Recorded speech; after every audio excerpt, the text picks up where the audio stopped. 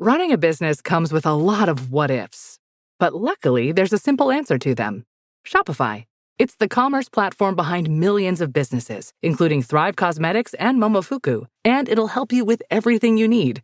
From website design and marketing to boosting sales and expanding operations, Shopify can get the job done and make your dream a reality. Turn those what-ifs into... Sign up for your $1 per month trial at shopify.com/special offer.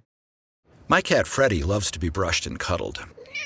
But stirring up his cat allergens meant sneezing and itchy eyes. Then I found Purina One Live Clear. It's cat food that reduced the major allergen and my suffering in as little as 21 days. Now, we feel closer than ever. If you have issues with cat allergens, you really need to try Purina One Live Clear. Try new Purina One Live Clear today. Purina One, a difference from day one.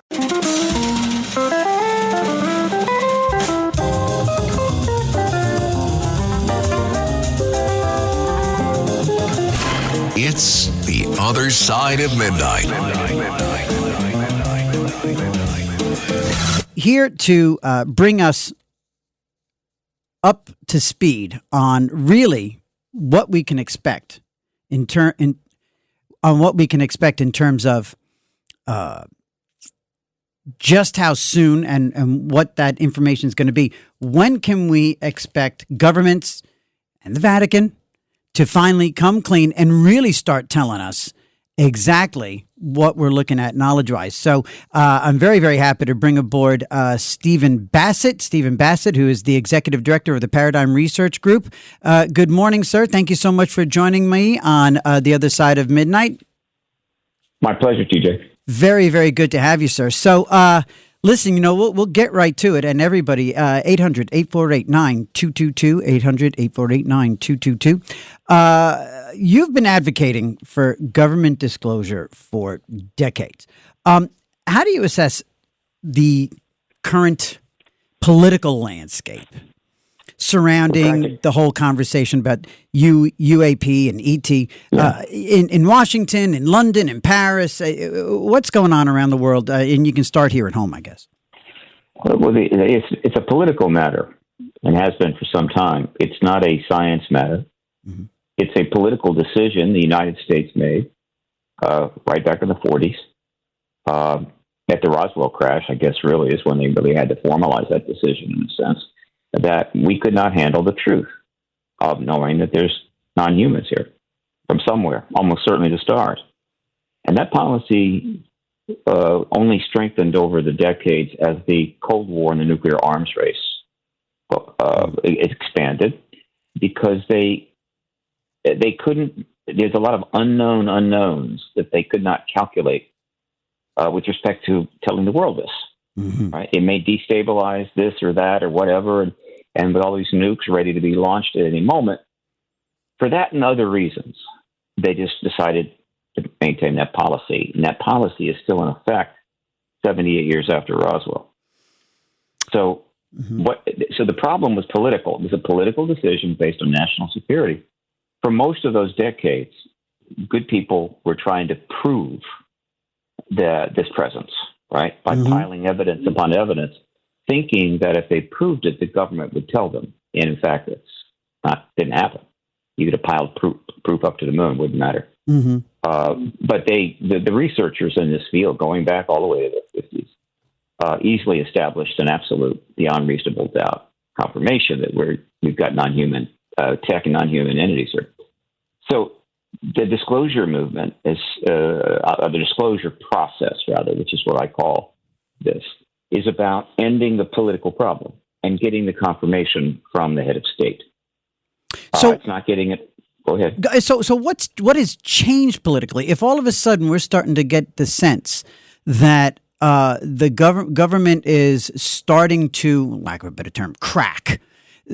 What changed politically? I mean, and I mean, is it something as simple as just the times are changing, and then you add in social media? I mean, is it a critical mass? Is it simply just a critical mass of evidence, like you just said, piled up to the moon? It's a critical mass of a number of things.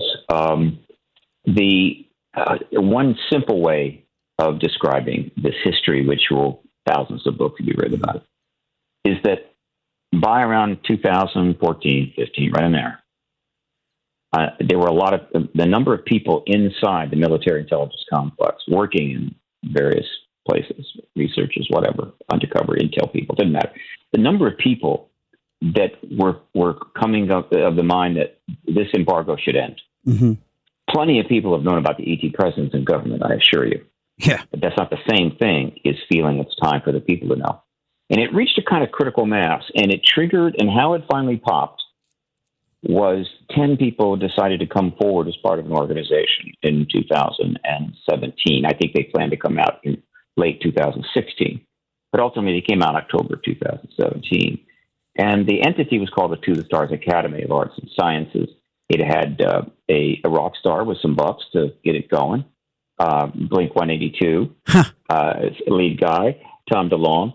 But the 10 people that were in the entity were all retired former members of the military intelligence complex, right. Almost every part of it. So you know what? I'm going to use that as a jumping off point here. This is TJ McCormack. We are with Stephen Bassett from the Paradigm Research Group. It is Red Apple Audio Networks bringing you The Other Side of Midnight, 1-800-848-9222. When we come back, we're going to take some calls. We're going to continue talking to Stephen Bassett. We'll be right back. The Other Side of Midnight.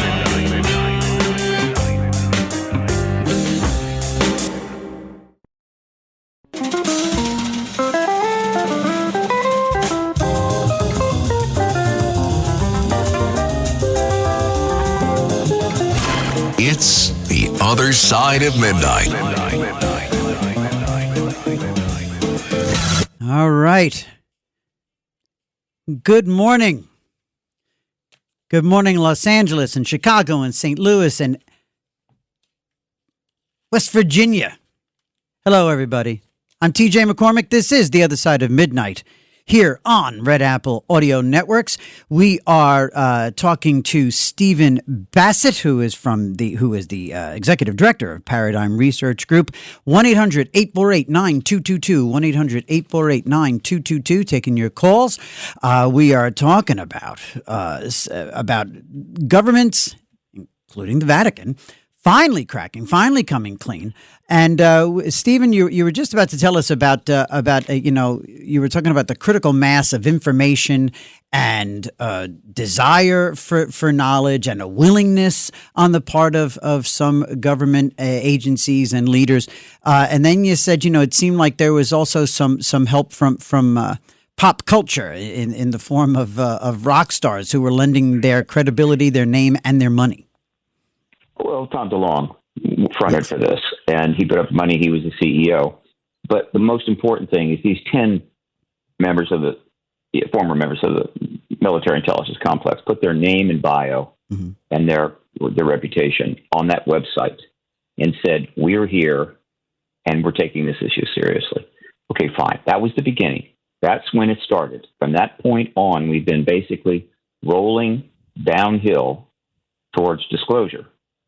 The next thing they did, two members of that group, Luis Elizondo and Christopher Mellon, were instrumental in providing the stories that turned up in the New York Times, December 16 and 17. Those New York Times stories took it to another level and really got things going. And so over these last 7 years, more has happened, more has evolved. And the truth embargo has taken more damage than the previous 70 years. And we're now at a point where the truth embargo, this policy that we don't have a need or a right to know, and the reality of it is going to be embargoed, is about to end. It's literally collapsing as we speak and has been accelerating towards that collapse. So at this point, we could get confirmation from the president at any time. It's in there. It's in play. He knows about it. It's in Congress. There's been legislation. People are coming forward and saying flat out, there's ETs here. So the president can step up any time now. There's a platform for him to stand on, and he can simply confirm it. So I'm anticipating it, and it's long overdue. But don't be shocked if it happens next week or 2 weeks from now. 1-800-848-9222. Talking to Stephen Bassett from the Paradigm Research Group. This is The Other Side of Midnight. I'm TJ McCormack.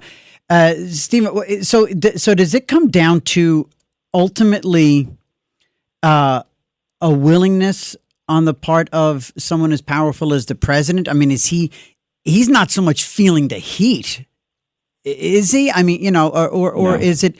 So what is it? What was the one final click that you think it was that put us in a situation where now you're saying it could be any day now? It wasn't one final click. No. It was scores of clicks. The truth embargo has been under increasing pressure, this political policy, from the internet, from social media, from the podcast revolution, from much more media coverage. Been over 7,000 articles, solid articles written about this subject since 2017. I've got all 7,000 linked on my website. And then, of course, the actions of these 10 people that came forward, and legislation and all of this stuff is all about creating a platform that the president could stand on and say, okay, we're not alone, mm-hmm. and it would be fine. It would be appropriate. It would be, this can't just happen out of nowhere. And so all of that has been done, basically. Now, it's also the case that all of this has been crafted and put together during very tumultuous times. Mm-hmm. These last 7 years, what we've seen. We got a major war here. We got a massive pandemic there. We've got economic problems. We've got all kinds of things happening. We've got a lot of political upheaval. But this issue has continued to move forward in spite of it all. One of the key players is a congresswoman named Anna Paulina Luna. Mm-hmm. And she announced recently they were going to have get a SCIF where they could talk to some people in a classified setting. So they're going to have a hearing, going to have a congressional briefing. The SCIF was moved up to the end of the month. The hearing will probably be moved into June, but we just had the congressional briefing. But when she made the announcement, she made a very important statement. She said, this issue, the UAP issue, is the most bipartisan investigation in the history of the United States. And she is a very, very conservative Republican.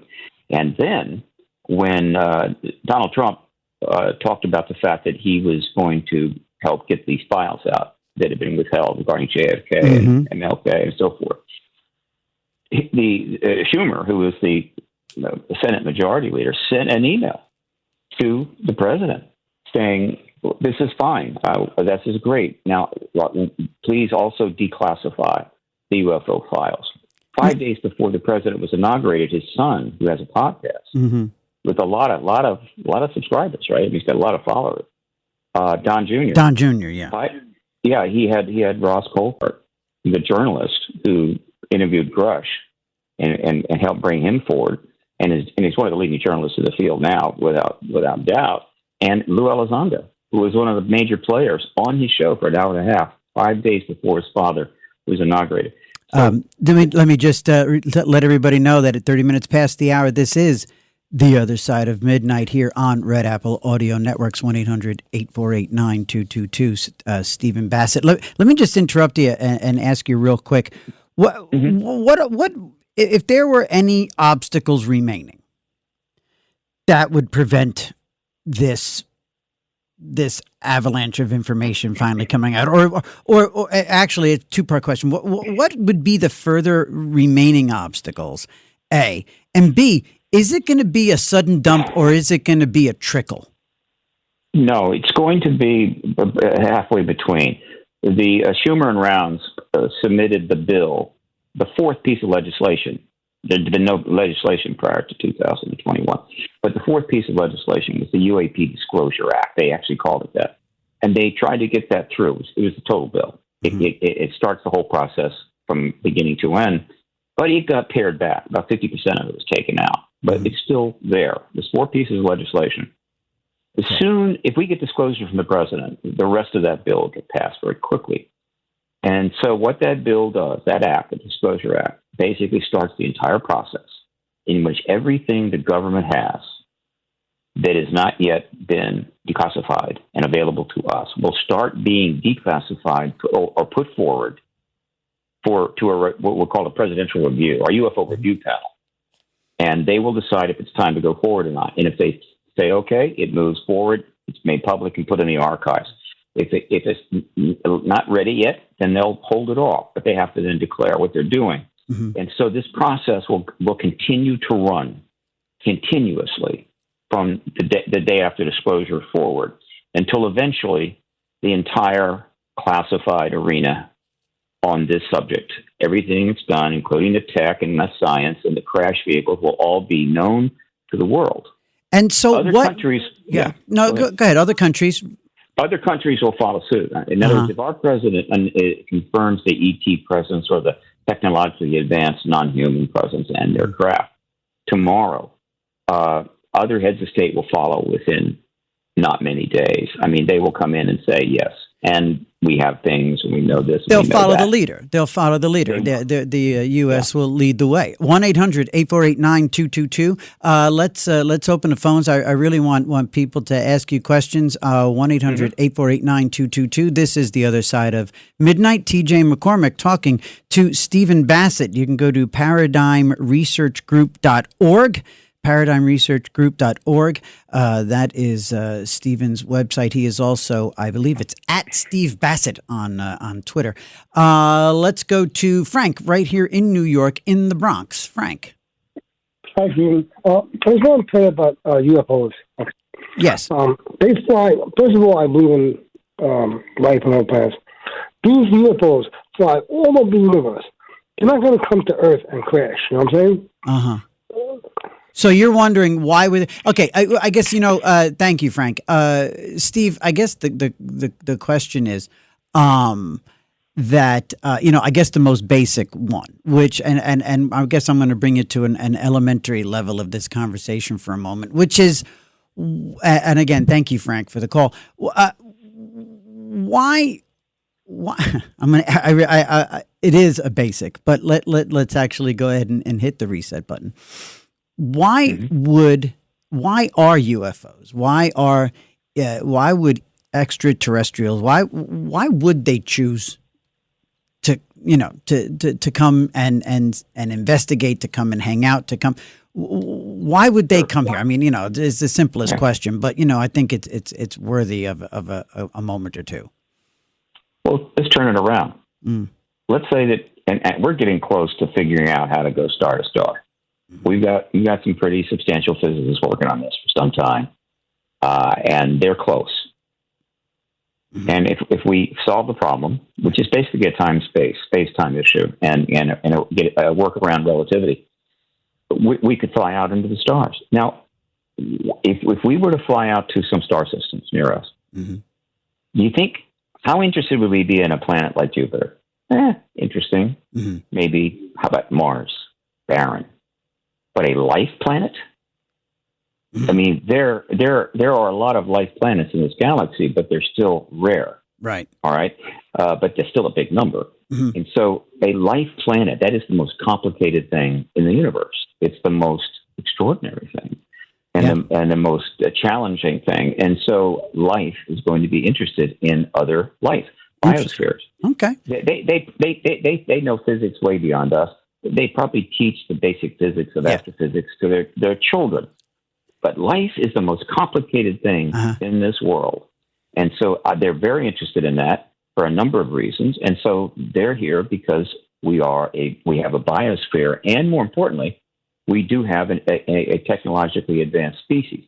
If you're just tuning in, everyone, this is The Other Side of Midnight. I'm TJ McCormack. We're talking to Stephen Bassett about UFOs, extraterrestrials, and the coming final admission on the parts of governments around the world, probably being led by the United States, of their knowledge of what's going on.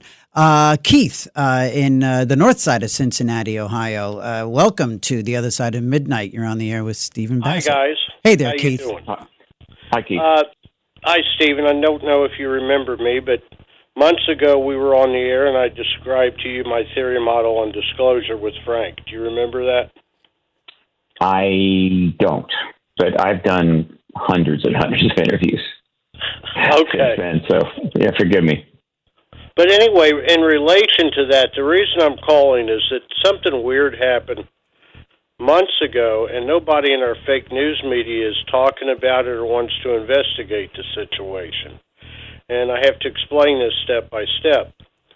Around Christmas time, a satellite from the United States went to the sun at the speed of 488,000 miles per hour. But something else was strange, was the fact that this satellite had a super top-secret heat shielding system that made it possible to withstand the millions and millions of degrees Fahrenheit of the corona of the sun. I'm going to ask Keith to hold up a second, just get straight to this. Stephen, does any of this ring a bell? I'm just going to going to thank Keith for that. Stay there for a moment, Keith. Stephen, anything in this ring? I'm not aware of that. Not heard anything about that. It would be pretty extraordinary. Wouldn't a satellite basically dissolve on the surface of the sun? Or if it comes close? Well, if he's talking about getting there from one place to another 480,000 miles an hour. Right. Well, I think an extraterrestrial craft might do that, but I don't think that anything that we have. All right. Keith, I'm glad that you called, and thanks. So 1-800-848-9222, 1-800-848-9222. Your call's coming in. Listen, I mean, do you, the listener, does everyone out there believe that the government's finally going to come clean? What do you think is going to happen once they admit? When the government admits that they've known all along, what's going to happen to the trust factor? I mean, are they going to gain? I'm asking you and everyone rhetorically here. 1-800-848-9222. Is it going to increase everyone's faith in government, or is it going to be one big aha? I told you, you've been lying to us for 70 years. So you're going to admit now. They're not going to, there's going to be plenty of people out there that are going to take this admission of what we've known for all these years, and they're just going to turn it around, and it could potentially spawn more conspiracy theories. If they lied about UFOs for 70 years and now they're only coming to, what are they not telling us about vaccines? What are they not telling us about internment camps? What are they, so 1-800-848-9222. Would this coming information acknowledgement of aliens and the entire ET and UAP conversation, you there in Aurora, Illinois, and in Las Vegas listening to K-Dawn, would this increase your confidence in your government, or your faith in them, or their credibility in your eyes? Or would it just simply, cement the fact that they're capable of lying and lying and lying, and now they just only finally had to give in because, social media finally, just put too much pressure on them? Mark in Aurora, Illinois on WGN. Good morning. Yeah, before I discuss what I was calling in about, I'll answer your question. Oh, cool. I'm just a tad cynical in that I think that the government tends to treat us like children.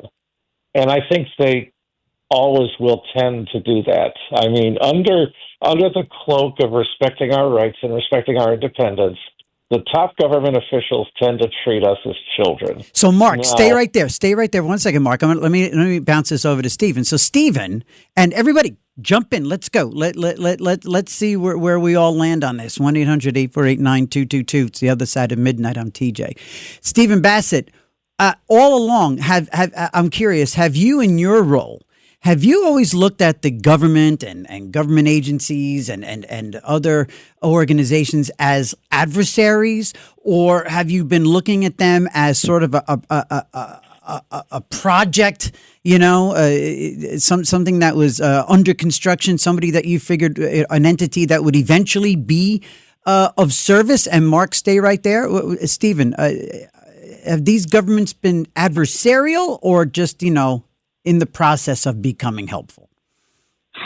I look at it fairly basic. There's a massive project called the Truth Embargo, right, and also the engaging the ET issue and so forth.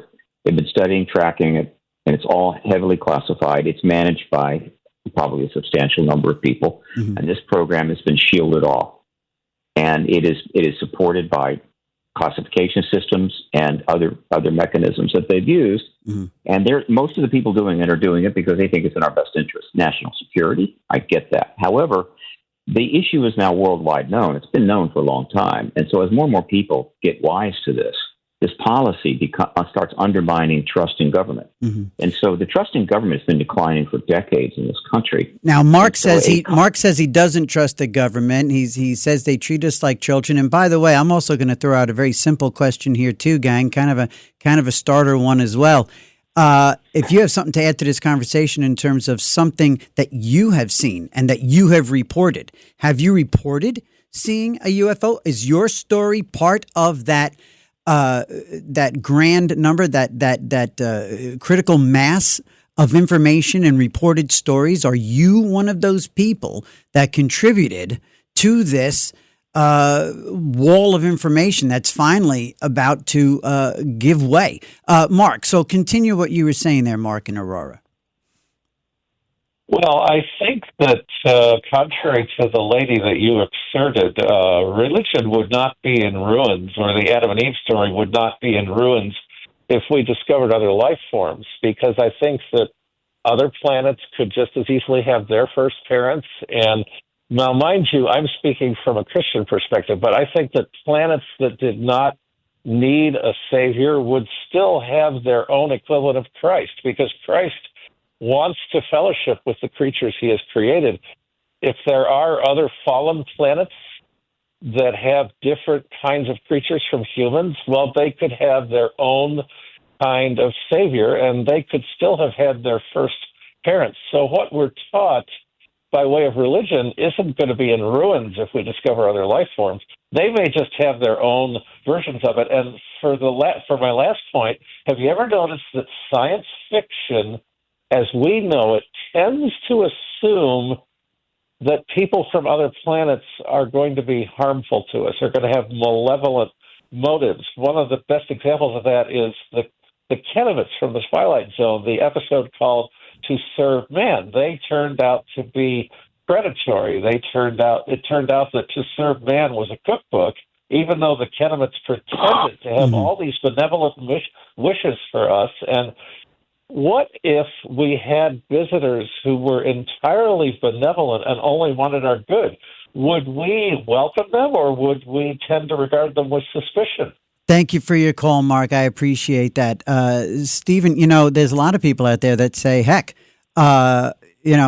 if anything, there are people of a mind of saying, well, look, if there's a hard evidence, physical evidence of extraterrestrials, of UFOs, of a presence here on our planet, well, then it's something that was created.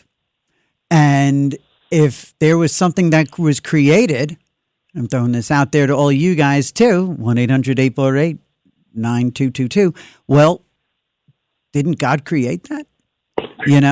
Let me ask you a question, Stephen, real quick too. Is it the fact that the mainstream media now has jumped in with all of the conspiracy outlets and the as soon as the internet kind of came to the fore, it seemed to fill up with and late night radio like this across the country, and people like Art Bell and all the forebears for this genre of radio. Was it the recent, caving, I guess, or capitulation of mainstream to covering this that played a big role, do you think? The evolution of global media, yeah, and access to communications by everybody, connecting to everybody else, put huge pressure on the truth embargo, and has helped to undermine it. Getting back to the religious question, religions will be just fine. They will be just fine. Catholic Church, the popes, the last umpteen popes have known about the ET presence, I assure you.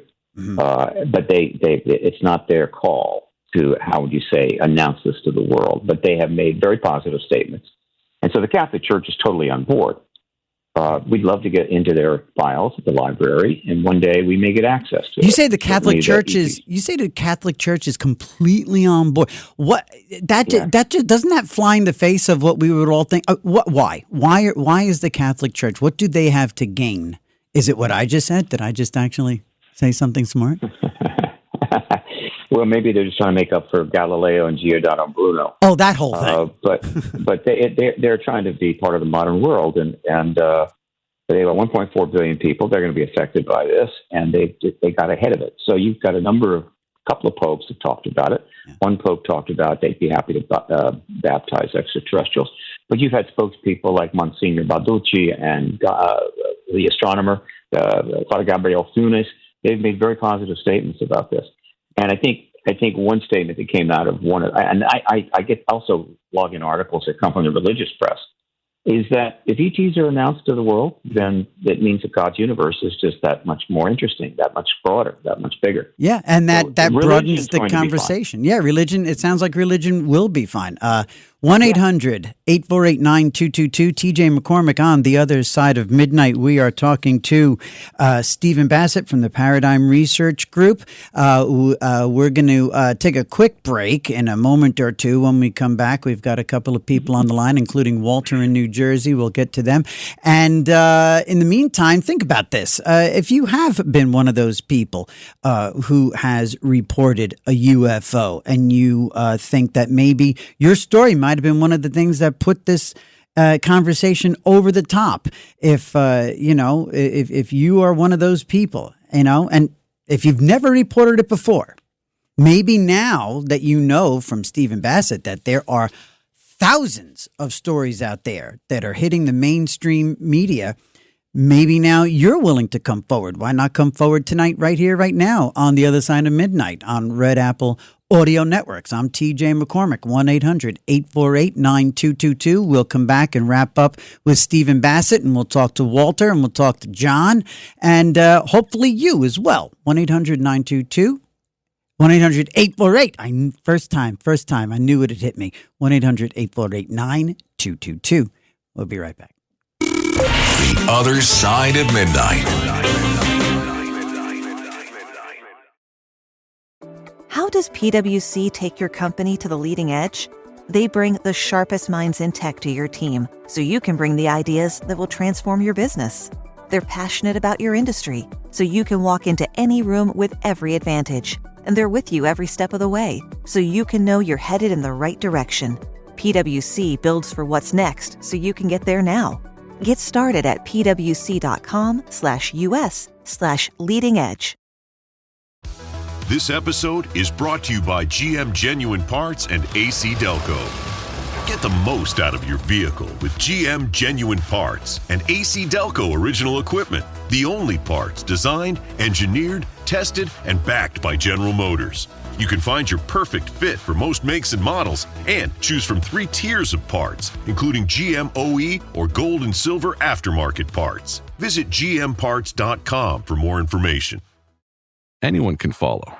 It takes something special to be an original, which is why the 2025 Lincoln Navigator SUV arrives with new ways of surrounding you in luxury, including the ultra-wide 48-inch panoramic display and the multi-sensory Lincoln Rejuvenate experience. A true original never stops evolving. So meet the 2025 Navigator, the original that's all new and better than ever. Learn more at Lincoln.com. Lincoln and Navigator are trademarks of Ford or its affiliates. Jif peanut butter. It's that Jiffing good, it doesn't really need advertising. So instead, enjoy the calming sounds of the ocean. Jif. Ooh, it's that Jiffing good. Get your Jif at Jif.com.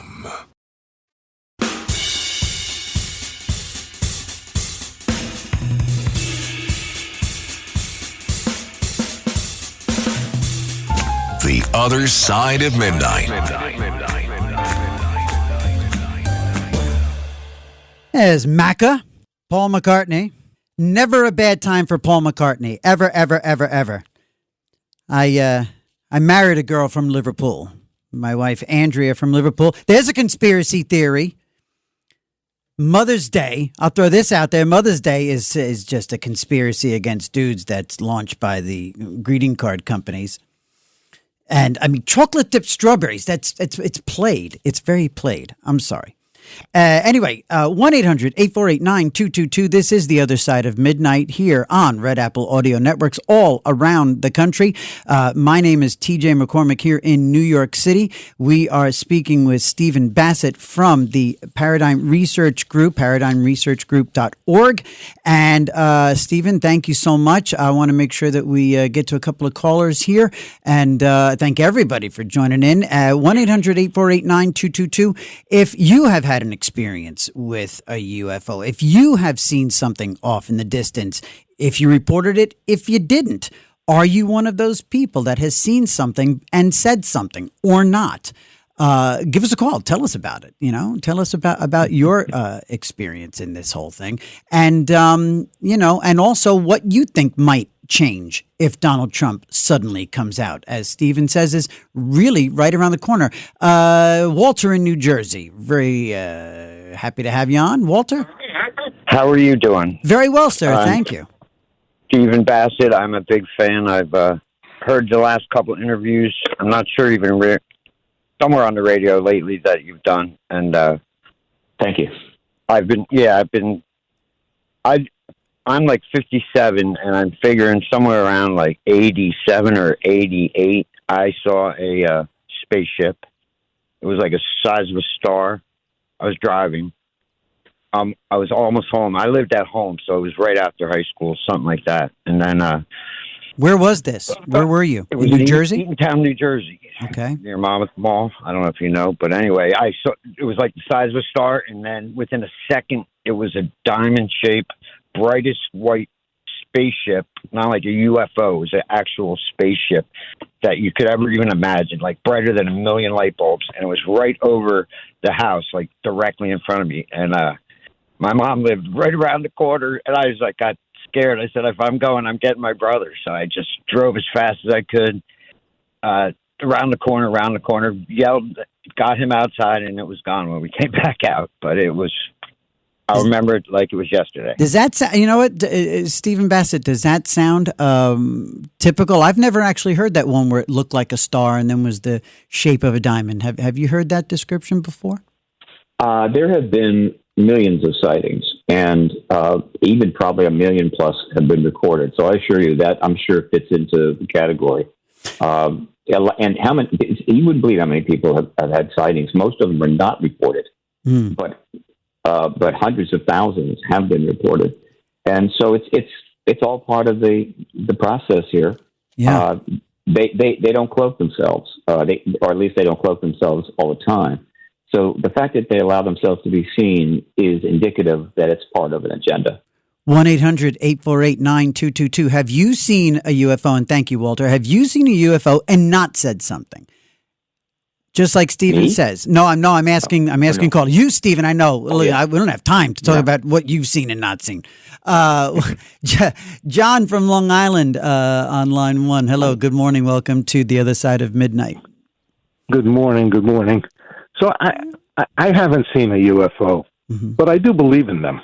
And I do believe that we've been visited many times in the past. But my question is, and this I'm struggling with this, I hear a lot about alien crashes, UFO crashes.